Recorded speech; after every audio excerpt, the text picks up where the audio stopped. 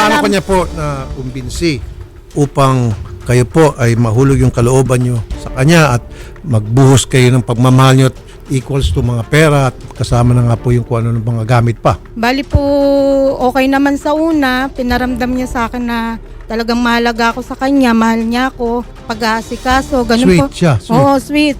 Nung mga 5 buwan na siya, mga 5 months. Kasi po, umabot po kami ng 8 buwan. Mahaba din po yun. Yun sa 3 buwan na yun, doon na siya unti-unting nagbabago.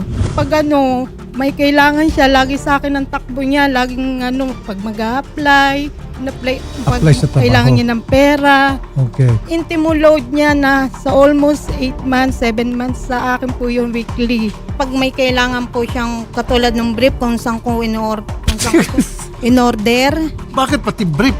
Kasi po, sabi niya sa akin, Malala na po ito. sabi po kasi niya, sinunog na daw po niya lahat ng brief niya. Ngayon, nagpabili siya sa akin. In-order ko po sa TikTok lahat. Maalaga nga talaga si ma'am. Oo. Okay. Talagang ganun ako, sir. Kaya niyo po binabawi ngayon dahil Nangyari po, parang naglabas po siya ng babae nung pagka-block niya sa akin. Sir Rafi, ito na lang po ang pakiusap ko. Andito po lahat ng gamit na hinihiling niya. Nandito po lahat. Kunin Opo. na lang po. sige po, sige po. Nanay Telma, pasensya na po sa lahat. Salamat na lang. Salamat. Sorry. Salamat. Sasamahan po namin siya kung nasaan kayo para makuha na po yung mga gamit. So, samahan namin sa Pangasinan para bawiin lahat ng gamit. Gusto mo paggawang kita ng pustiso, totoo, libre, Thank you kumpleto. po, sir. Walang problema. 2 weeks, may pustiso ka na. Thank you po. Yes, ma'am.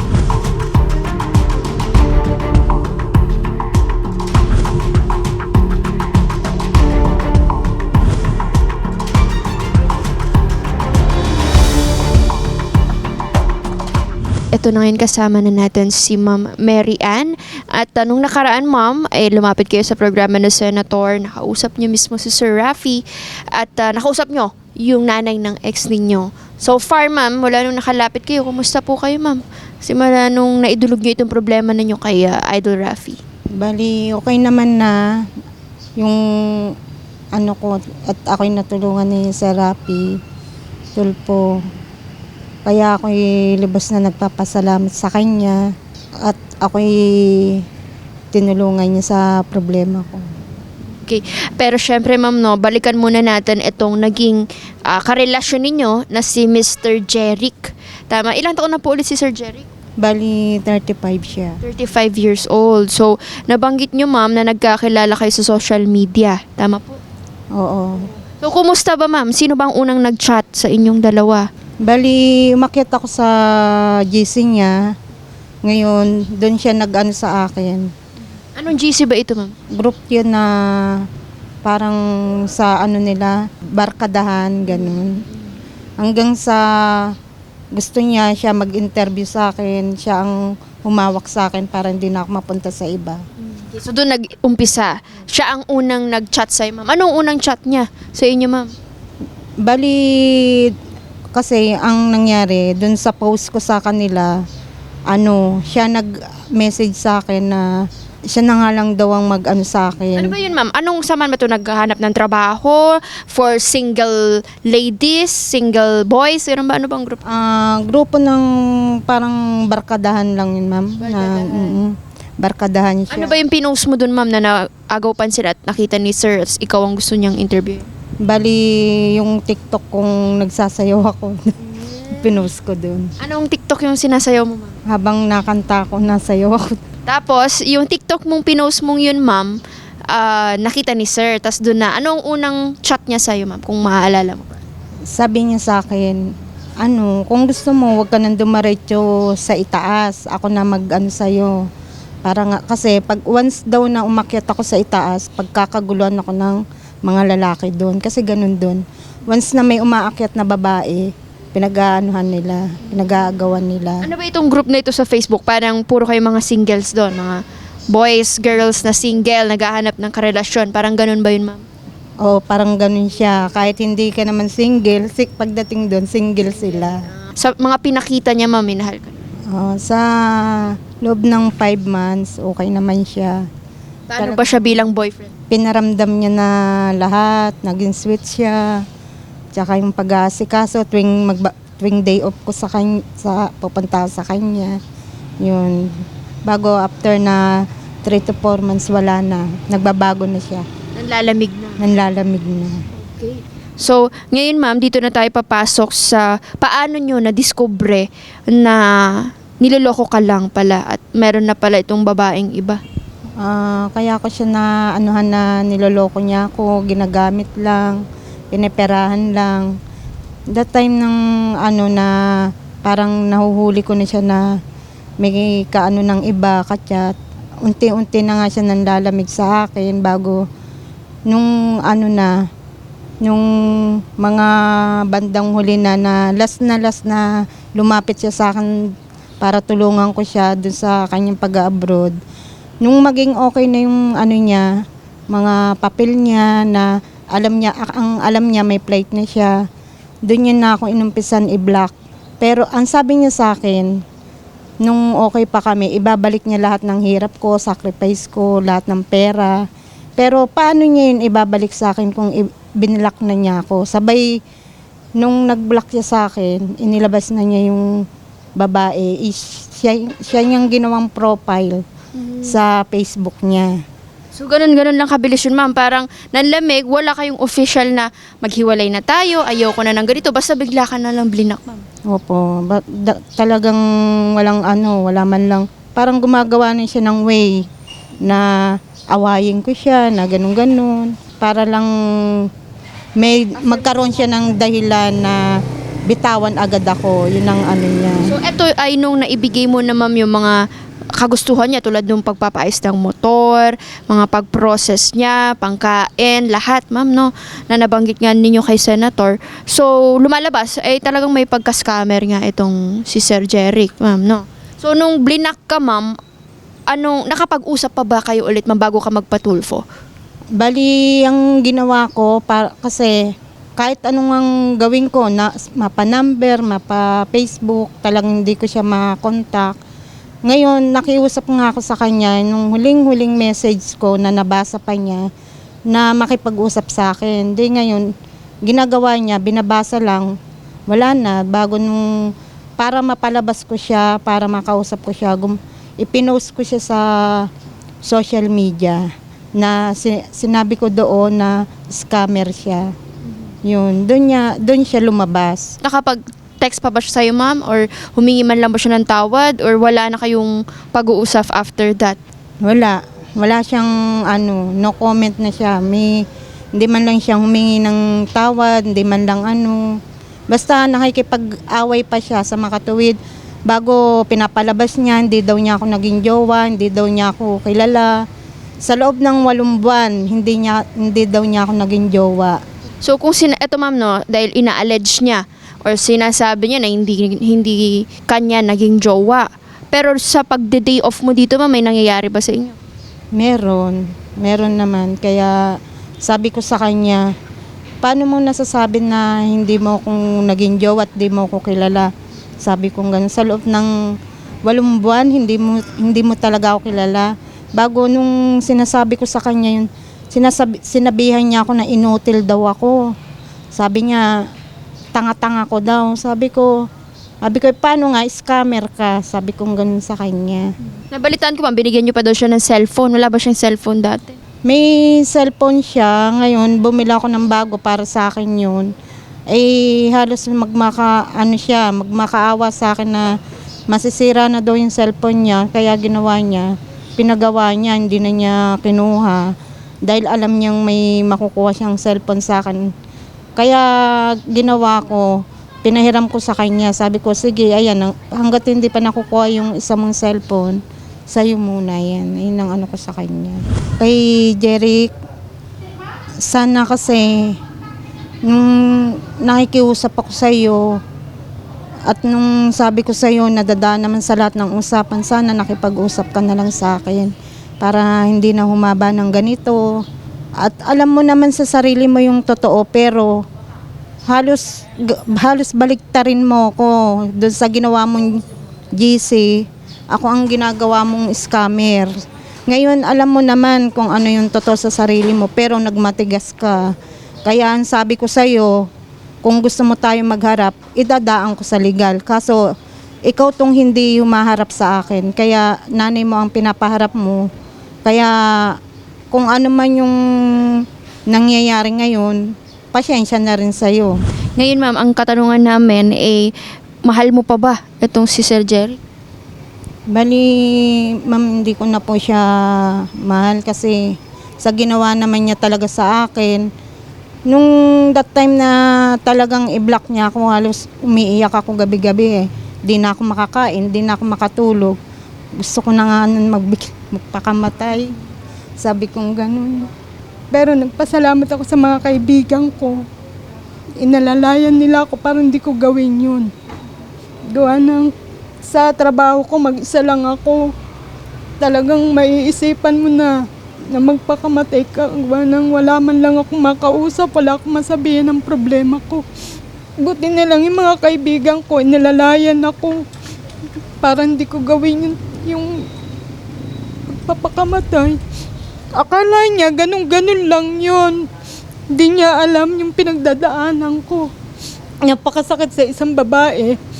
Sa 8 buwan, matapos mo siyang tulungan, matapos mo siyang bago bigla ka nalang iiwan na parang basura. Wala naman akong ginawang masama sa kanya.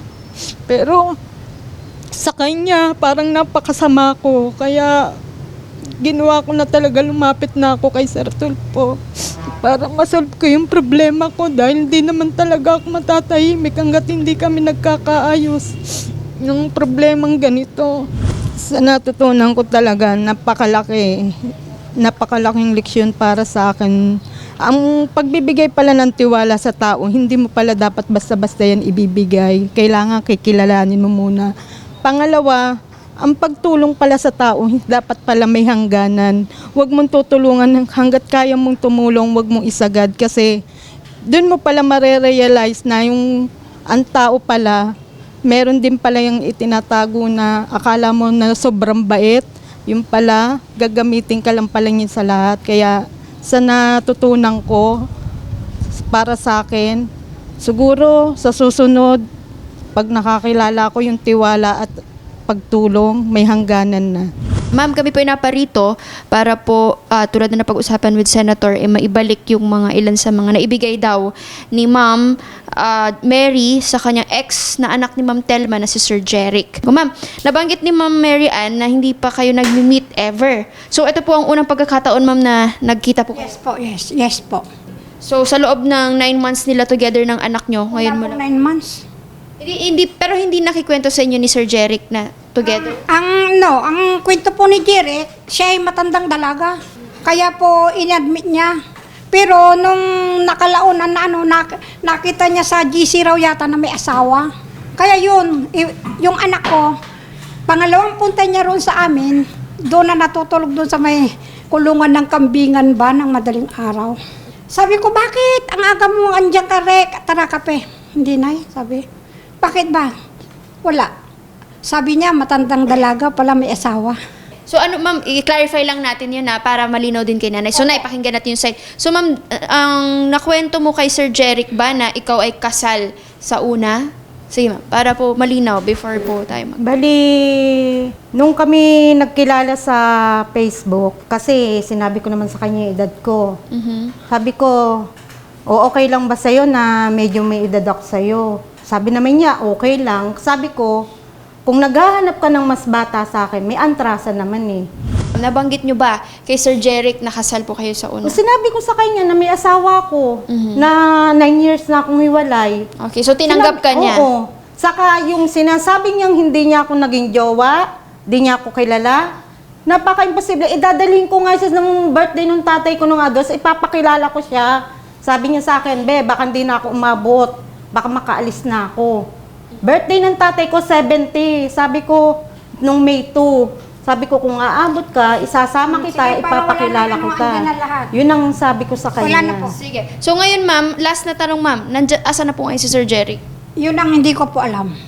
Sa kasalukuyan pa lang po na hinahanap. Kahit paramdam ma'am, text, chat? Wala po. Kaso yung girlfriend nitong isang anak ko na nasa Dubai, mayroon po siyang ipinurward sa akin na chat. Na chat niya, na sabi niya, Bakit ayaw niyang tanggapin itong mga pinagbibigay ko? Yung lumang cellphone niya ang ginagamit niya, pinipilit ito. Wala akong kinachat doon. Hindi ko kilala na yung... hindi ko kilala girlfriend noon. Gumagawa na lang kayo ng chat na ano. Ito hindi po.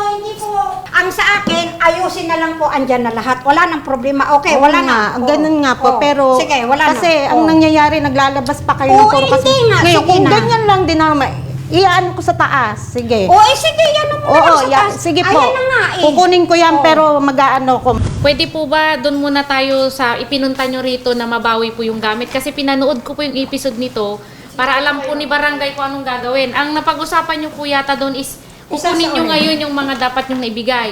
No? So yung mga ganyang issue, iset aside na lang po natin. Saka na lang po natin isettle yan. No? Importante yung mabawi nyo muna yung sadya nyo rito. No? Sige po. So sige, unahin natin ma'am yung cellphone muna. Ito po yung Para po ano, mailabas natin. Ito lang po ang nakita ko dyan. Okay, so cellphone. So ma'am, tama ba itong cellphone na binabalik? O sige. Next ma'am, ano pa po itong mga nandito ma'am? Sis, saka na yung ano. Ayan yung bag. Dilata pa. Oo. So ito naman ma'am, ito yung bag na binigay sa inyo. Opo. Verify din natin bago Hindi na. ko ginamit naman yan. Ayan. Ayan, so ito yung bag ma'am. Ma'am, i-confirm ko muna. Ito po yung bag na bigay nyo kay Ayan, nanay. brief. Ito yung brief ni... Brief na bigay daw niya. Sabi, ayan. Ay, ito. Ilan po yung brief ma'am na...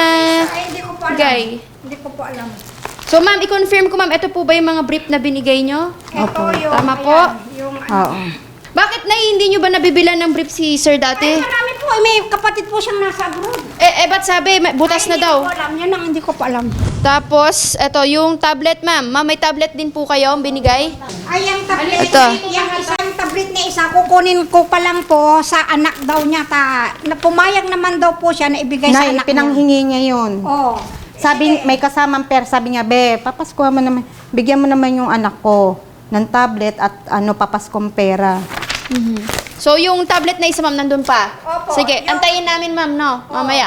Pero ilagay na lang natin sa kasulatan Wala yun. po, sa Tarlac yun. Wala ko ng ballpen. Sa Tarlac. So, kailan kaya maibalik dito sa barangay? Ano po, pagka ko, ibabalik ko na lang po dito sa barangay, kukunin ko pa sa, sa Tarlac. Okay, sige po. Ano pa po ito? Power bank? Ba to? Wi-Fi?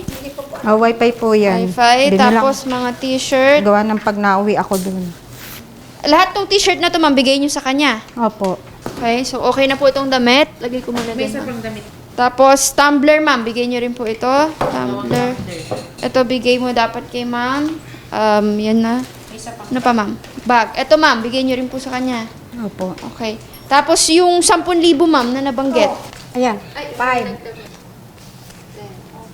So, yan, ma'am, is galing na sa bulsa nyo yan, Nay. Galing po sa bulsa ko yan, pero Pinaluwalan nyo na. Okay lang. Para matapos na. para matapos na po, okay lang. Is responsive si mother. Oo, yun ang maganda kay nanay. Sabi nga ni Sir Rafi, cooperative ma'am. Ano? So, ano pa ma'am? Kasi okay na yung susasakyan. May gusto ka pa ba ma'am na idagdag or gustong sabihin kay nanay? Nay, ano pa ba ma'am? ang- Sa bag, meron pang laman. Wala na po. Yan lang na. Eh, kung wala naman na dyan yung iba, kung ano lang yung nasa kanya. Okay, sige, basahin lang natin ma'am ha. Tulad din na sabi ni Sir Rafi last time, siguro yung mga kuryente and all, siguro naman, nagmahalan naman kayo ma'am. Yung mga delata and all, siguro naman, bigyan nyo na lang yun, napakain nyo naman. Okay naman na po siguro yun. So, yun nga lang ma'am, at least sabi ko nga, meron tayong natututunan dito sa mga ganitong klase ng pakikipagrelasyon natin. So, nakalagay dito yung load weekly. Ito, nabasa naman na to lahat sa radyo ma'am. Kuryente, pera, motor, Gcash, True Gcash, power plant, bataan, pera, abroad, Gcash. So, ngayon ma'am, nag-a-apply po sa abroad talaga si sir? Hindi na po. Hindi pa. Wala pa pong, wala pa po. So, yun kasi yung nabanggit ni ma'am na pinagsambang bansa dapat po pupunta si sir. Taiwan po. Taiwan. Okay, pero as of now, Nasa akin po kasi nung nag-fit to work siya, sinend niya sa akin yung ano, yung nag-fit to work siya, sinend niya sa akin yung message nung agency niya. mhm. Okay, so weekly pang hingi ng allowance. So, 500, 1517. Bakit ikaw ang nagbibigay ng allowance, ma'am? Tanong ko lang. Kasi, Eh, syempre, ano naman siya, lalaki siya, ikaw yung babae. Bakit like ka Eh, ano po siya, kasi minsan sasabihin niya, be, wala akong pang kape, wala akong ano. Kaya, pinapadalang ko na lang sa GCash. nag-react si Nay. Bakit Ang laki-laki ng tindahan ko. Wala. Mother, ang laki ng grocery may tin- Oo nga, Nay. Malaki nga yung ano mo, pero sa akin siya nang hihingi. Kaya nga halos Sige, mag-sideline okay, ako. accept. Okay, walang problema. Saka yung ano, yung kahit nga kape, pag nauwi ako dyan, dinadalang ko siya, parang nga may pangkape na siya. Ayan, nandyan ang ano ng resibo ng TikTok, andyan ang, kaya may proof ako na talagang dinadala ko sa kanya na, kasi nga, na ano niya, para siya may pangmerienda. Pero ngayon, ma'am, ang mahalaga, andito yung ilan sa mga gamit, importante sa lahat. Itong sabi nyo ang brief na nabigay ninyo. So, bilangin nyo, ma'am, tama ba yan? 1, 2, 3, 4, 5, 6, 8 ata yung nabili nyo, Walo ma'am. yan, tsaka yung 6 na ano. 6 na. Eh, yan mo na ko, yan lang na dyan eh. Okay ka na dyan, ma'am. Ibigay, kanino pa anong gagawin mo dito, ma'am, ngayon sa brief na nabawi mo? Babalik ko sa TikTok. Bigay mo Para sa mabawi ko susunod. yung pera. Sa susunod na ano. Asawa niya. Wala kasi ma'am, wala sabi na daw kami nung nun. anak nyo, butas na daw yung brief niya, kaya nagpabili tuloy. Nay, sabi niya sa akin, sinunog niya. Ha? Not at all. Not true, ma'am. Not true. Fake news po. Hindi po. Ako ang paniniwalaan niyo. Ilan ang kapatid niya nasa abroad? Ang sabi niya sa akin, sinunog, sinunog ko na lahat. Okay. So, sige. So, ma'am, meron ka pa bang gustong bawiin, ma'am? Or sabihin? Pero ma'am, ang gusto sana namin, bago tayo maghiwalay dito, hindi na kayo yung mainit. Baka pwede namang maging tigilan nyo na. Yung post, ma'am, na-delete nyo na ba, ma'am? Wala na po. Wala na. Kaya, ma'am, na-delete nyo na po, ma'am. Pero ito rin po ang pakiusap ko. Delete nyo na rin yung tatapos na po ang problema. Wala na po. Mula nung sinabi ni Sir Tulpo, wala na. I-delete na rin po yon. So, ngayon, ma'am, gagawa tayo ng settlement muna na pipirmahan nyo, ma'am, na nabalik po yung ilan sa mga gamit. So, meron pa ba kayo, ma'am, na kasi dito nakalagay yung kuryente, okay naman na yan. Motor, nabayaran na ni nanay. Yung mga sa allowance, siguro, ma'am, nagmahala naman kayo. Ayaw na nga ipabawi sa akin yan ng magulang ko.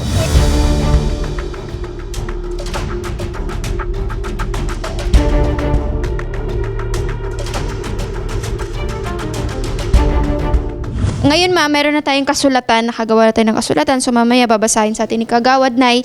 So, Nay, gusto ni Sir Rafi, bago tayo maghiwalay, lumabas din sa barangay, ayaw namin na meron kayong samaan ng loob.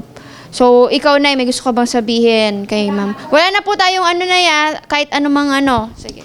Kasi, Nay, hindi natin maiiwasan yung nararamdaman ni ma'am. Babae yan eh. So, nagbigay, yung anak nyo naman, humingi ng humingi. So, yun ang na-feel niya. So, Ito naman po sa akin, sorry po, wala na po ako masasabi. Hindi ko man alam ang pinaganoan nila, pinagmulutan nila. Wala na po ako masasabi. sa anak niyo, ma'am, may mensahe kayo kay Sir Jeric. Sa anak. Ay, saka na lang ko, saka ko na lang sasabihin sa kanya lahat-lahat na para Ikaw, ma'am, may gusto kang sabihin kay nanay.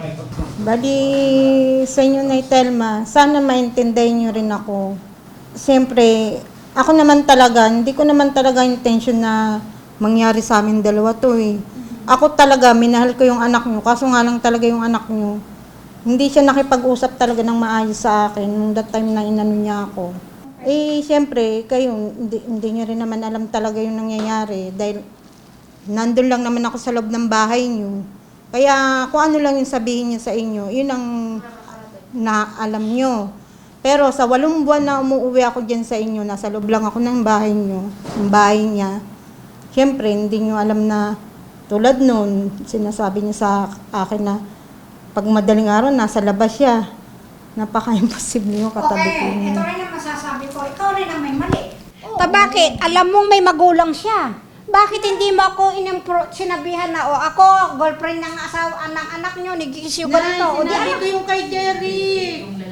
Sinabi ko yung kay Jeric, sabi niya sa Hindi, kanya. dapat sana ikaw. Pero, Nay, dapat, wait lang, Nay, makabat-in lang. Pero dapat, Nay, yung lalaki, bilang siya yung lalaki, for me lang dapat, sana, nagsabi rin siya na, pinakilala pa rin niya dapat. Ganon. Masasabi ko lang po, hindi po masamang magmahal, pero minsan bigyan. Para sa inyo muna, ma'am, ha? Hindi po masamang magmahal, pero yung pagmamahal, bigyan natin ng limitation. Hindi lahat isibibigay natin, ganun, no? Sabi na natin mahal natin yung isang tao, pero may time na yung tiwala isipin din po natin din, Nay. Para po kay Jeric, sabihin niyo po sa kanya na pag nag-girlfriend pumasok po ulit sa wag niyang obligahin na yung babae po ang magbibigay ng mga ganyan. Kasi sa totoo lang po, nakakababa ng pagkalalaki ang hinihingi mo, ang gamit mo at kailangan mo sa isang babae.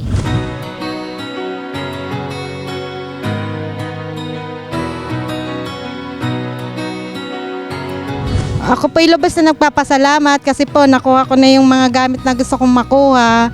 At sana rin po, maraming pa kayong matulungan na katulad kong nangangailangan ng tulong nyo. Nandito na po yung brief, nabawi ko na. Thank you, Sir Rafi.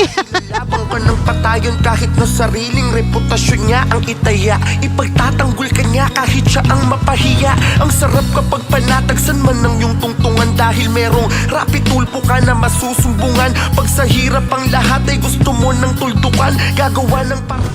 Ayan. So, Doc, pwede bang i-explain paano ang magiging procedure na pagdadaanan ni ma'am para makabitan natin siya ng bagong pustiso sa baba po ng ngipin? Bali, na-observe ko kasi sa ngipin niya, lahat halos sa lower niya ng ngipin, umuuga na. So, kailangan bunutin muna yon. Bali, magiging dalawang balik siya for bunot. Then, after nun, saka siya susukatan ng pustiso. So, ma'am, ready ka na ma'am? Bubunutan na po kayo today? Ready na ako. Salamat, Sir Rafi Tulfo, and kay Doktora. Salamat din po. Ayun. Thank you, Doc. So, good luck, ma'am. Start na kayo ni Doc. Okay? Thank you, Doc.